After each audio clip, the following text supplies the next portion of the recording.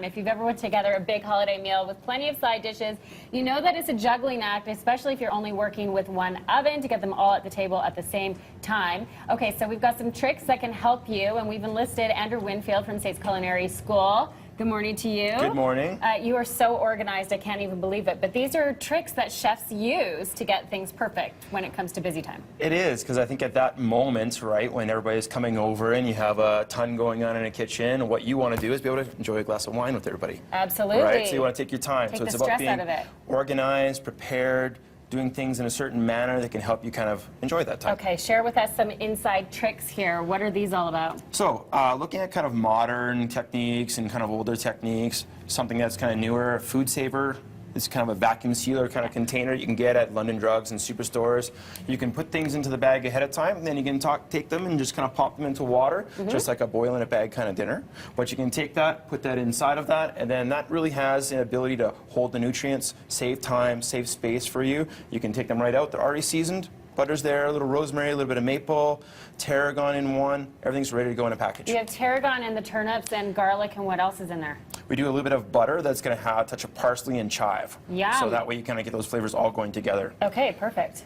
We can make Scalloped a potatoes, scalloped such a potatoes. Classic, and you know what? You can make that, have it go in an oven, and then when you take that out, it's going to hold the heat for at least another half an hour.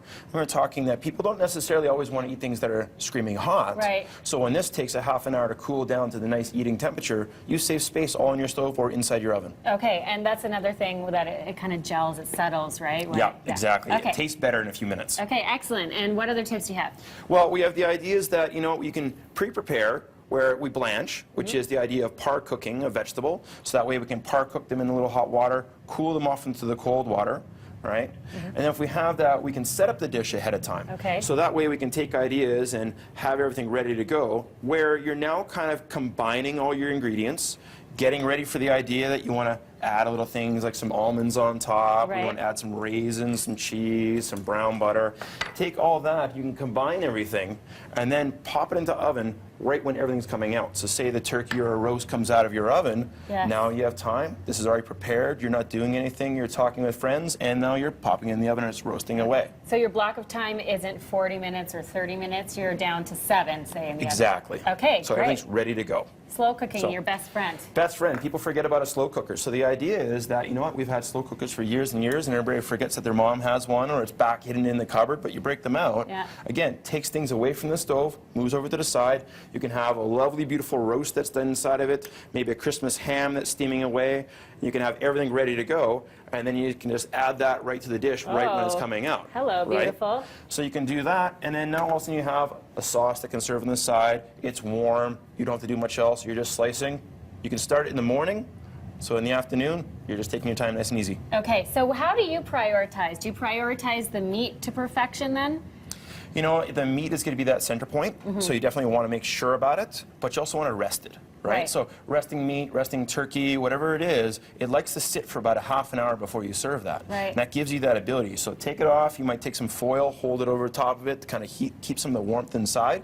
But what you really want to do is have that ability to free up your space and your time. Yes. So you prioritize that. It's ready to go. You start it early in the day, low and slow. Right. Right? So do that kind of cooking method so you can kind of take things away from everything else, and then that way frees up your time on the stove to make your side dishes.